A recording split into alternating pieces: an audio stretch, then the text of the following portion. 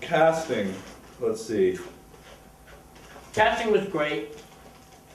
How, the performances, these actors are, they're really pretty incredible.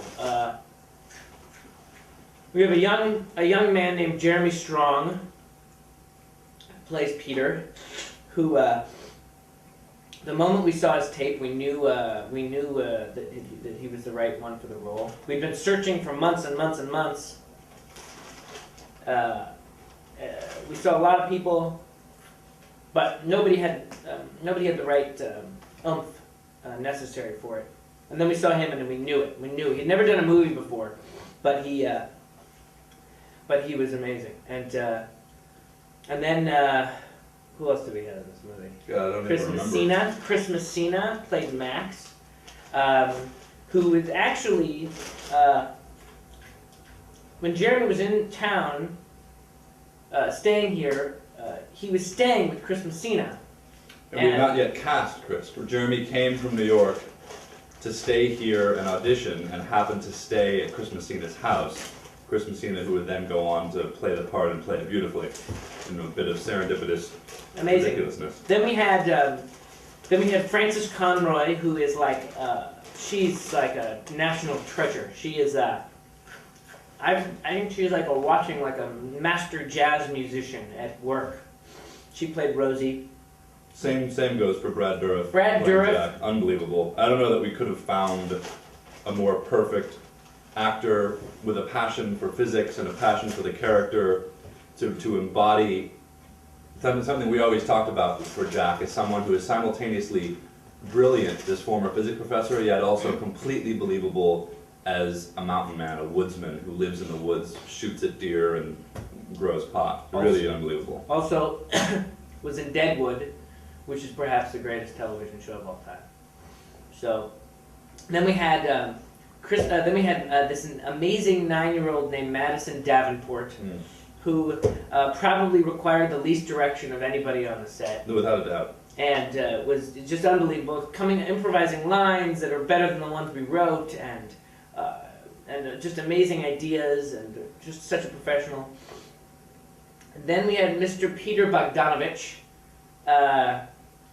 who was we wanted a really strong connection to the 70s era of films that we love so much, and in addition to obviously loving his acting work, we're obviously huge fans of the films that he made, and he did a fantastic job at playing Professor Hadley, and also just to have him on set and have his insights and creative input as just during the normal course of the shooting day was really incredible. He's another national treasure, just an absolute cinephile, a lover of movies. In addition to his great work, he can regale you with stories of past Hollywood. It's unbelievable the link that he provides to... There's a fantastic impressions also. Oh yeah. Of Orson Welles, Alfred Hitchcock, John Ford, Jerry Lewis. He's like an impressionario. Fairuza Balk also was amazing. The role of Bogart was one that we were a little worried about, I think, because it's not a huge part in terms of screen time, but she really has to electrify the screen and bring a very particular kind of energy. And Fairuza, who I think has been very underutilized in past roles, is stunning in this movie and absolutely is magnetic. Well, I don't know if she's been underutilized, but I think that she's been seen in a different light. I think people are gonna see her as this really sexy woman who has so much going on. I think it's gonna be really great. Underutilized. I mean, she's been utilized in different ways. Underutilized.